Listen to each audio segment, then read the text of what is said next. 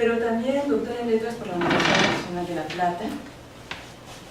Completó su formación en Roma con Ettore Paratore y en París con Pierre Grima. En la actualidad revisa como profesor titular la literatura y las artes, una especie de trabajo interdisciplinario entre arte y literatura en la Facultad de Filosofía y Letras de la Universidad de Buenos Aires. Y sus trabajos e investigaciones versan en particular sobre el mundo antiguo. Se ocupa preferentemente de aspectos vinculados con la mitología y con el imaginario, tal como se aprecia en sus últimas publicaciones: El imaginario clásico, Edad de Oro, Utopía y Alcaya, Voces y visiones, Poesía y representación en el mundo antiguo, y El mito del héroe, Morfología y semántica de la figura heroica. Además es un extraordinario traductor. Él ha traducido a Jean-Jacques Bonenburger, ha traducido algunas cosas de Bachelard, y también este libro tan bello de Walter Otto sobre el origen divino del canto y el arte. Pues sin más preámbulo, te damos muchísimas gracias por haber aceptado nuestra invitación y vamos a escucharte. Buenos días. En realidad soy yo el que debo agradecer a mi querida colega y amiga Blanca Solares la posibilidad de estar aquí ante ustedes. La idea de hablar sobre Orfeo entre música y silencio surgió a partir del hecho de que Blanca está dirigiendo aquí un seminario vinculado con el tema de la palabra, la música, etc. Entonces, esta conferencia de algún modo va a incardinarse dentro de este seminario. Antes de empezar a hablar específicamente de Orfeo, tendría deseos de plantear algunas cuestiones vinculadas con poesía y música como preámbulo a lo que luego sería específicamente la exposición sobre lo órfico. Como veo que es un auditorio tan reducido como selecto, si ustedes durante la exposición quieren hacer preguntas o algo, encantado de responderlas si es que puedo responder. Voy a comenzar con un verso muy citado, que es Menin Aidetea peleados a Gileos. ¿Alguno lo reconoce? Menin Aidetea peleados a Gileos. Es un verso que todos ustedes indudablemente han leído, lo que pasa es que yo lo dije en griego. Es el primer verso de la Ilíada.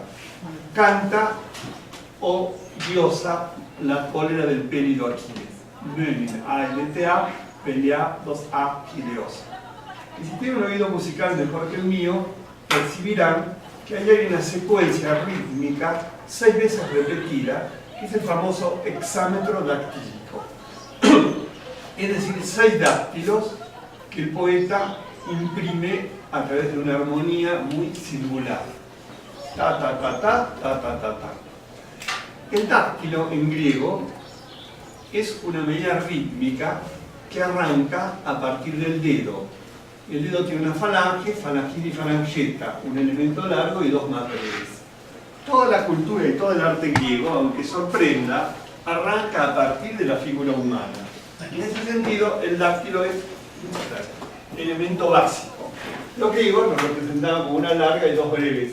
Es como en música, que una nota puede aludir a otra.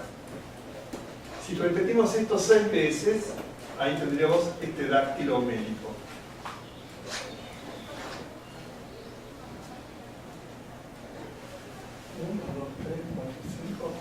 El último es un ánqueps o adiáforo y es variable.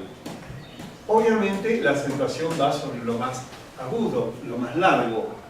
Por eso digo me, nil, ai, de tea, pelea, 2a, gileos. Toda la poesía homérica, toda la poesía de Virgilio, toda la poesía de Lucrecio, los grandes tratados filosóficos que en primera instancia fueron en verso, por ejemplo, toda la obra de Empédocles, las purificaciones del perificio, todo eso está escrito en el hexámetro dactílico. Es decir, que es un ritmo, una melodía, donde la voz está subida, baja, sube, y esto 6 veces. Con lo cual da una onda rítmica. Y esa onda rítmica es la que condiciona el poema. Cuando uno toma cualquier manual de literatura, dice la literatura comienza con Homero, siglo VIII, IX a.C., y la Ilíada sería el primer bajido de la literatura. Ahí aparece la primera gran contradicción que uno debería salvar. Porque cuando uno habla de literatura, parte de la letra escrita. Y los poemas homéricos eran literatura oral, era oralidad porque aún no existía la escritura alfabética. En consecuencia, como ustedes sabrán, estos poemas eran representados, leídos, recitados por unos profesionales del canto, los rapsodas, que actuaban en ceremonias públicas. Entonces, la primera contradicción está en que uno toma como literatura lo homérico cuando en realidad no era literatura, puesto que no existía la letra escrita, pertenecía al campo de la oralidad. Y no hace mucho tiempo, por eso pedí una pizarra, una estudiosa... ¿Cómo cancelo esto?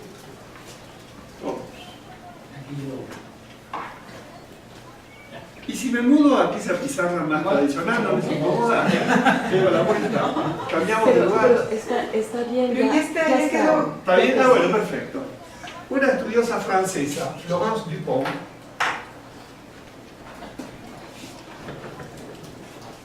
escribió un libro muy extraño, que ya el título le va a sorprender, que es L'invention de la littérature.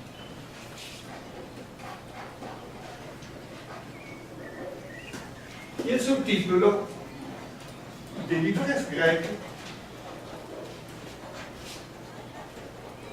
au livre latin.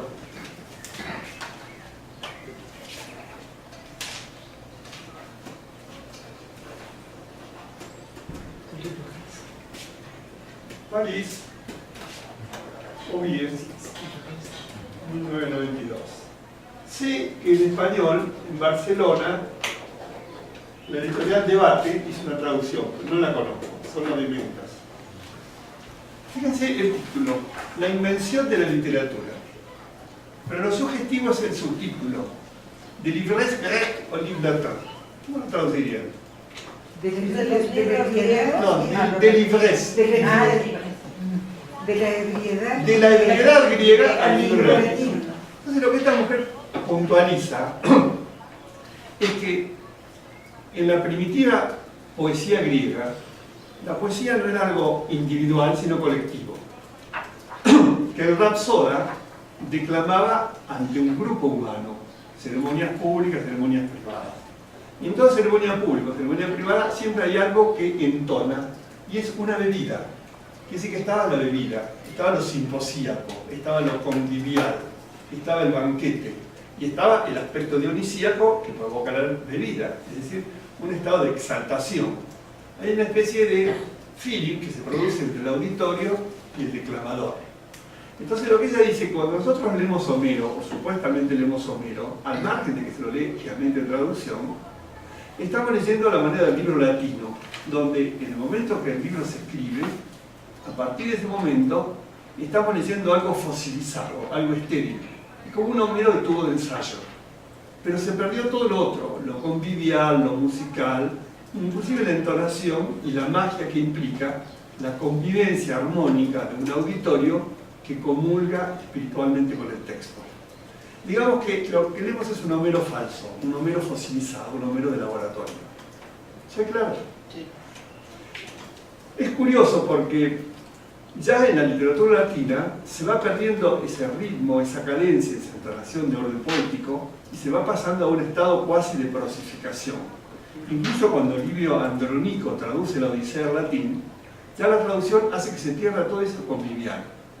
Entonces hay una magia que corresponde a esa primera literatura que se va perdiendo. Y fundamentalmente, ustedes que trabajan en el campo de la música, ven que se pierde el efecto mágico de la música. Desgraciadamente eso se va perdiendo. Probablemente la voz del declamador, del rapsoda, debía de impresionar al público y debía crear un clima de expectación tal donde había una empatía, una Einfühlung, una proyección sentimental entre el orador y ese público. Y todo eso se va perdiendo. Cuando uno lee Homero en su casa, si es que supuestamente concibe que está leyendo Homero, lo está leyendo fríamente, uno solo con su texto, al margen de lo que pasa en torno, y se pierde toda esa categoría convivial, y fundamentalmente se pierde ese efecto musical, que es lo de musa. Entonces, la segunda cuestión que uno debería tener en cuenta es que esa nota musical y esa idea de musa queda obnubilada, queda perdida. ¿Cómo traducirían la obra del comienzo? Dice, la invención de la literatura. Curiosamente, aquí vienen bemoles. Por ejemplo, en Francia hay una muy famosa, por favor, muy famosa editorial que se llama Les Lettres. La editorial Les Lettres es una de las editoriales más importantes de París que editan textos clásicos. A todos los clasicistas, Les Lettres es una especie de campo elíseo, el lugar más excelso por las ediciones que tiene Les Lettres. La editorial pobre hace 5 años tuvo una tragedia porque se incendió el depósito y se quemaron 2,5 millones de libros. Además, Les Lettres era algo así como la depositaria y distribuidora de otras editoriales de prestigio, y se perdió todo ese material. Y cuando uno dice el Les Lettres, y uno intenta traducir lo que figura en la pizarra, pregunto para entrar en confianza con ustedes, ¿cómo traducirían el Les Lettres? Tiren una cifra. Ustedes que están acá cerquita, ¿cómo dirían? Porque decir las bellas letras no funciona, suena mal. Las buenas letras, más o menos. Y si uno entra en la facultad y va a estudiar letras, no, va a estudiar literatura. Entonces uno estudia letras, digamos, la palabra letras, sería en latín literae, es literatura. En latín litera, en singular es letra. Y literae, en plural, es literatura. Así que uno supuestamente diría la buena literatura. Pero si uno va a un periódico y lee una mala literatura o ve una novela rosa menor, eso no es literatura, es una cosa un poco pasquinesca, una especie de prensa yala amarilla que uno deja de lado. Entonces, Le Les Lettres simplemente a secas sería como la literatura, sin ningún aditamento. Y uno tendría que pensar cuándo y por qué y dónde empieza la literatura, y ahí uno tendría que volver a Grecia y establecer de nuevo la distinción entre música y poesía. Porque en Grecia, la escritura alfabética, grosso modo, entra en el siglo VII, por influjo de Fenicia. Por eso se habla normalmente de la galaxia de Cadmo. Cadmo es justamente el que trae el tema de la literatura escrita, o por lo menos el alfabeto.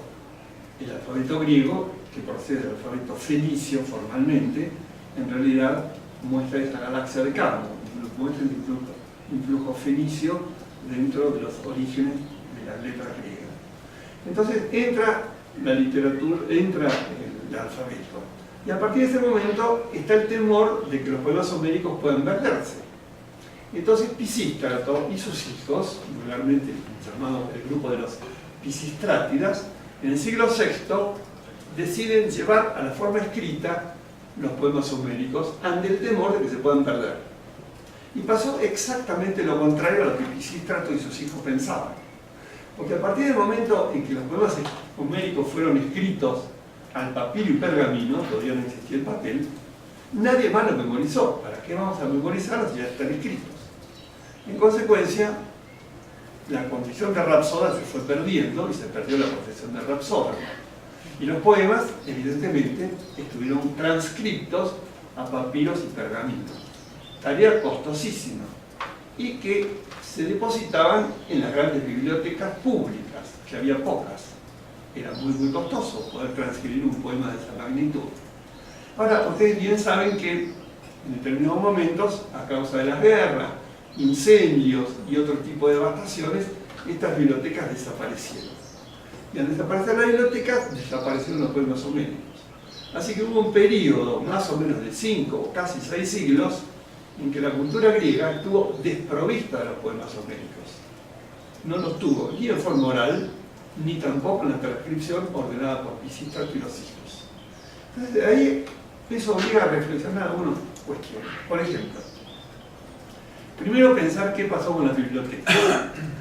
Ustedes saben que distintas guerras, especialmente las guerras pérsicas, Maratón, Salamina y Platea, las guerras médicas, produjeron devastaciones dentro de Atenas, se perdieron las viejas bibliotecas.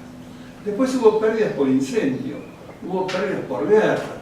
Cuando Roma se apoderó de lo que hoy es Grecia, la convirtió en provincia romana, después de la batalla de Pydna, también hubo un saqueo. Así que todas las bibliotecas se fueron perdiendo. Después se constituyó la gran biblioteca de Alejandría, sobre la cual, como sabrán, hubo varias pérdidas y varios incendios. Y después se armó toda una mitología respecto de por qué se perdió la biblioteca, hasta esa imagen probablemente inventada del sultán que consulta, del emir que consulta al sultán, dice: hemos tomado Alejandría, ¿qué hago con la biblioteca? Y la respuesta del sultán es: si está a favor del Corán, es innecesaria. Y si está en contra del Corán, tú sabrás qué hay que hacer. Es decir, A o B, igualmente hay que quemarla. Y que la biblioteca habría desaparecido en el siglo VI, VII. Otra versión explica que cuando César llegó a Alejandría, el famoso encuentro con Cleopatra, que en un momento dado los propios ptolomeos quisieron, los egipcios quisieron sitiarlo a César. César se vio en peligro de muerte y el gobernador de la zona quiso apresarlo, y entonces le lanzó flechas incendiarias y con esas flechas se quemó un depósito. En consecuencia, bueno, así César se salva, pero lo que la tradición dice es que se quemó la biblioteca a causa de eso. Probablemente no, porque hubo dos bibliotecas, la grande y la hija. Lo cierto es que en determinado momento la biblioteca de Alejandría desaparece de la geografía del norte de África y es una de las tantas bibliotecas que se pierden. Así que los poemas homéricos desaparecen de la cartografía mítica tradicional. Y en la época en que Alejandro Magno funda Alejandría y se arma la biblioteca, se arma el museo y el palacio, los tres edificios contiguos, biblioteca, museo y palacio, ahí se arma una especie de gran corte en lo que fue el Musaion, el templo de las musas, o biblioteca de Alejandría. Ahí que convergía gente de distintos lugares, empiezan a rehacer la biblioteca, y ahí es cuando encargan a un grupo de filólogos, Aristarco, Aristófanes de Bizancio y Zenódoto especialmente, que recompongan los poemas homéricos. Así que estos personajes empiezan a buscar aquí y allí los restos supérstites de los poemas homéricos y empiezan a componer los poemas tal como los llegaron nosotros, que indudablemente no es tan complejo. Y por razones metodológicas, como el alfabeto griego tiene 24 letras, decidieron dividir cada poema en 24 cantos, nominándolos canto alfa, beta, gamma, etc. Usando la mayúscula para la Ilíada y la minúscula para la Odisea. Así que cuando ustedes ven, por ejemplo, por decir algo, alfa 23, esto significa canto primero, como es minúscula Odisea, verso 23. Y si ven, por ejemplo, beta 14, significa mayúscula Ilíada. Beta canto 2, 14 número de verso. Habrán visto que así lo citan las ediciones críticas, las ediciones de importancia. Pero atención que lo que lograron compilar estos personajes no es la totalidad. Porque además hubo otro problema, que el rapsoda o declamador, que es el personaje que tiene en mente los poemas, calculen la Ilíada unos 15.000 versos, la Odisea unos 10.000, estos 20 y tantos mil versos, aparentemente para nosotros, que somos personas letradas, nos parece imposible que un hombre pueda memorizar ese número elevadísimo de versos. Pero no sucedía lo mismo en la antigüedad. El rapsoda tiene una memoria privilegiada y adoctrinada a través de la técnica de la mnemotecnia, la técnica del aprendizaje, y fundado esencialmente en la música, en el hexámetro dactílico, que es un pie rítmico que le proporciona el ingreso en una modulación donde un verso lo va llevando al otro. Y la otra, perdón la pregunta. Es pura. Sí. Gracias. Una vez tuve una mala experiencia por esa pregunta.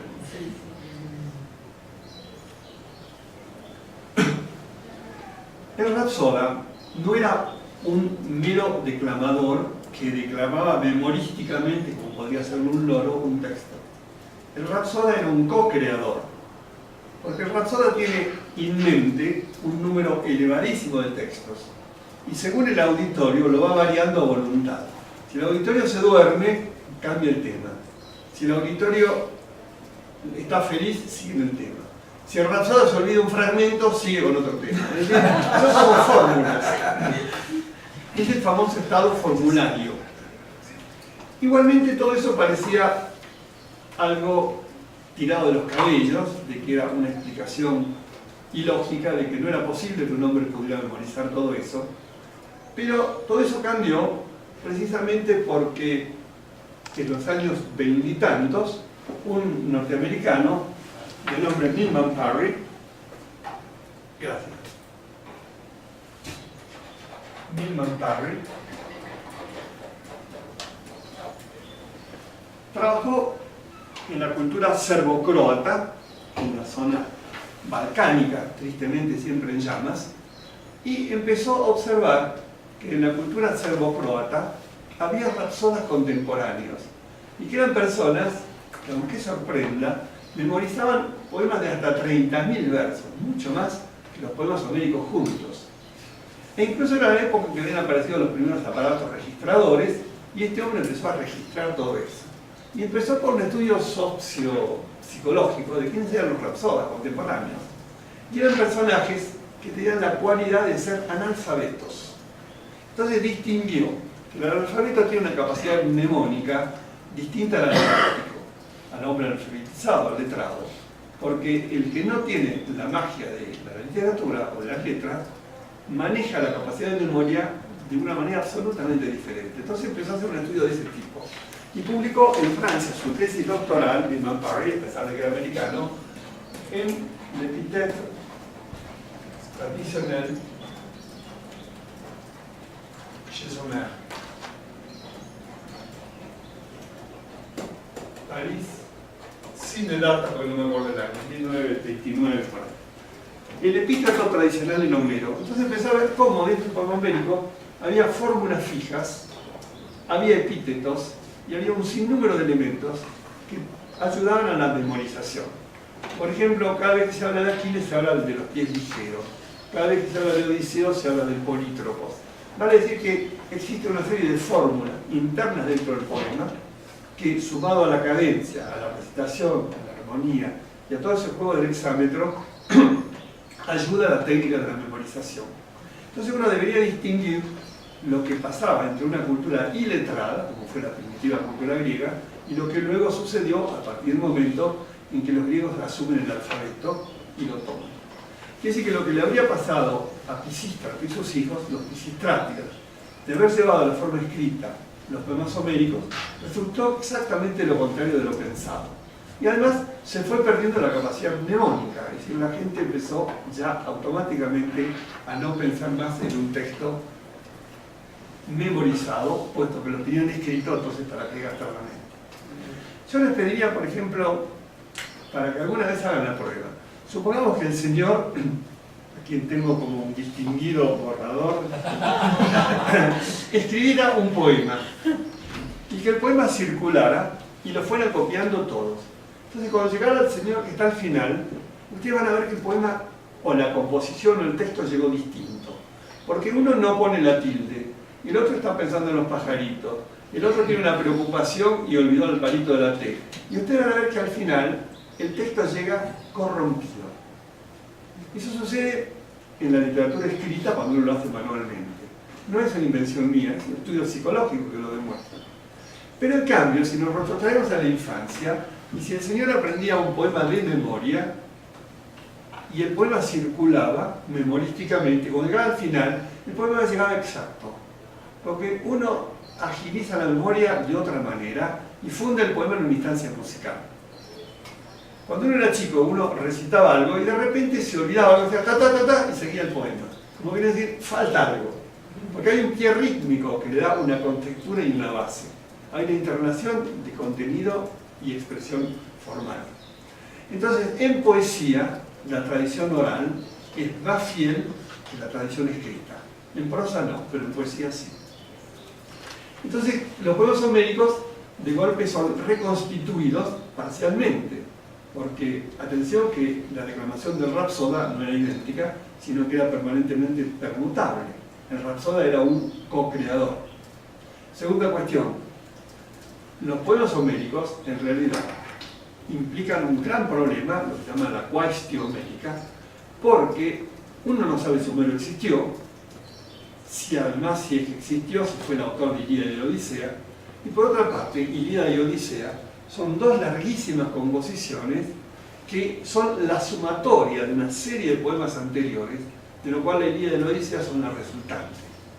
En consecuencia, Ilíada y Odisea serían la sumatoria de algo preexistente que un señor genial, al que podríamos llamar Homero, como podríamos haberlo llamado de otra manera, le dio una unidad estética. Quiere decir que hay un elan vital de carácter estético, que es lo que enlaza el poema y lo que le da la vida poética, y que es lo importante. Ahora, si se llamó Homero, si fueron varios autores, o dos o tres, todo eso es una cuestión ancilar, una cuestión menor que no compete. Ahora, si volvemos al punto inicial de esta charla, Menin AEDTA, peleados, a Gileos, el otro problema es que aquí el poeta no habla per se, sino que pide a la musa, Tea, a la diosa, que sea ella quien hable. Quiere decir que el poeta, antes de ser poeta, es un oyente. El poeta abre el oído y la musa le insufla la voz. Quiere decir que hay como una inhabitación musical del hombre. El hombre está metido dentro de eso. Y el hombre adviene la categoría humana a partir de la voz de la musa, según la exégesis homérica. Quiere decir que él abre el oído para que sea la musa la que cante. Entonces eso nos lleva a pensar quién es la musa en la cultura griega y en qué sentido la musa pervive y qué sentido tiene que hoy en Cuernavaca nos estemos reuniendo aquí para hablar de este tema. Aunque sorprenda, el mito de la musa pervive en nuestra cultura. Y cada vez que uno usa una lengua moderna del grupo indoeuropeo, francés, inglés, italiano, alemán, español, ustedes van a ver que siempre está la palabra música, música, music, y siempre en la palabra música, aunque no nos demos cuenta, las tres primeras letras memoran el mito de la musa. Quiere decir que travestido, el mito de la musa vive entre nosotros. Se cuela, se filtra a través de la historia de la cultura y aunque no nos guste, secularizado, por supuesto, está presente. Entonces uno debería pensar quiénes son las musas. Primera cuestión. Si bien Homero las nombra, Homero es meramente un nombrador. No hace una exégesis ni una hermenéutica de la musa. Se limita a nombrarla. El primero que hace un balance de orden incluso genealógico es Hesíodo. Y si uno va a la Teogonía, Teogoné, es decir, el origen de los dioses, un largo poema en el que Hesíodo pretende vertebrar toda una teología griega, Hesíodo dice que las musas son las hijas de Mnemosine y de Apolo. Doble cuestión interesante. Mnemosine tiene la raíz de la palabra memoria. La musa es quien trae, o Mnemosine es quien trae la memoria de los actos anteriores. Son los que traen a la memoria lo fundado, lo que ha sido fundado. Y por otra parte, Apolo es el dios de la claridad, de la mesura, del ordenamiento. En consecuencia, las musas partieron de un estado de mesura, de equilibrio, íncito en su propio padre. Y además son las que acarrean la memoria poética. Si ustedes van a cualquier manual de mitografía o de mitología, por ejemplo de Pierre Grimal, van a advertir los nombres de las musas. El número ha variado, pero el número canónico, el tradicional, nombra 9 musas. Y si ustedes piensan en sus nombres, les llamará la atención de una manera, podríamos decir, bizarra, ¿no? Clio, Calíope, Melpomene, Urania, Polimia, Terpsícore, Euterpe. Que a un español no le dicen nada, parece una molestia artificiosa. Pero, si uno supiera griego, íncito en cada término hay un significado. Calliope en griego es la de la dulce voz. Euterpe, quiere decir viento, terpo danzar, es la de la bella danza. Clio, de clay, golpear, es la que golpea la memoria y por lo tanto la musa de la historia. Quiere decir que cada nombre semánticamente alude a un significado.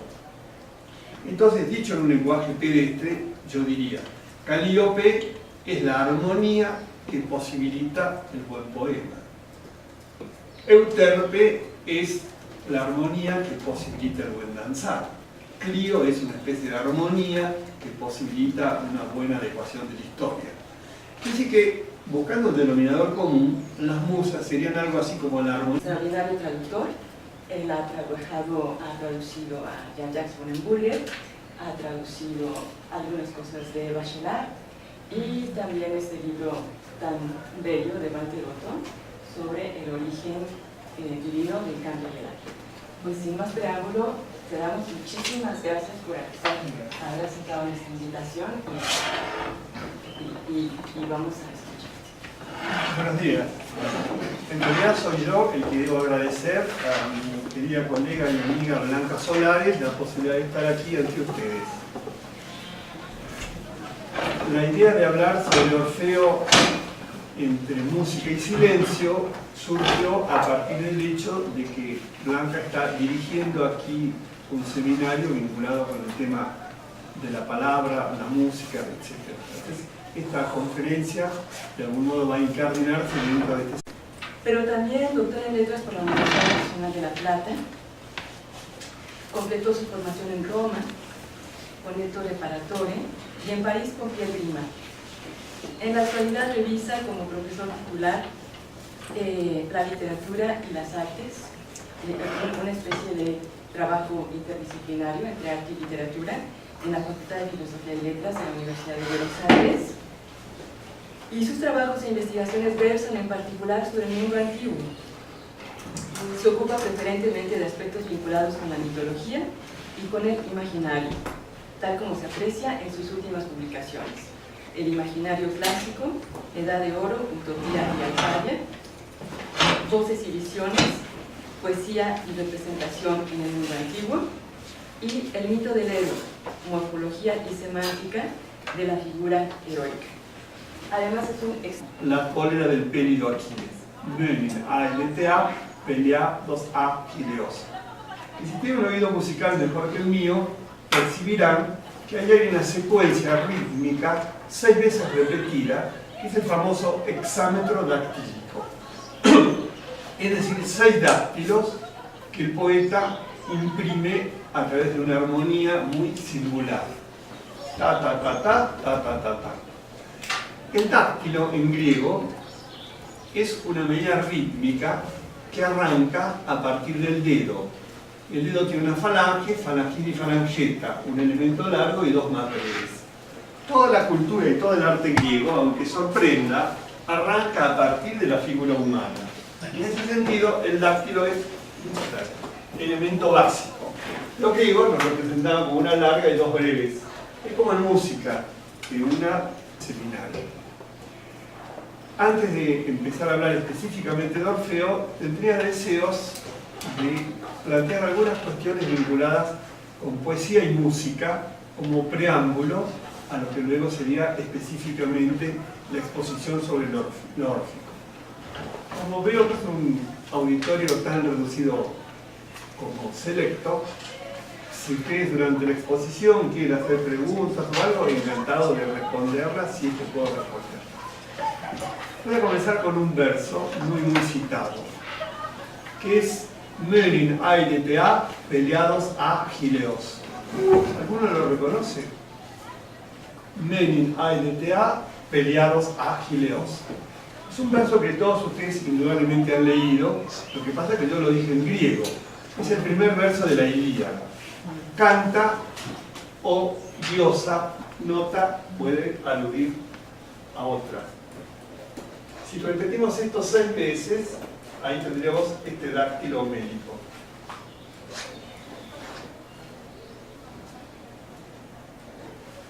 1, 2, 3, 4, 5 y 6. El último es un ánqueps o adiáforo y es variable. Obviamente la acentuación va sobre lo más agudo, lo más largo. Por eso digo me, nil ai, de ta, pelea, 2a, gileos. Toda la poesía homérica, toda la poesía de Virgilio, toda la poesía de Lucrecio, los grandes tratados filosóficos que en primera instancia fueron en verso, por ejemplo, toda la obra de Empédocles, las purificaciones del Perificio, todo eso está escrito en hexámetro dactílico. Es decir, que es un ritmo, una melodía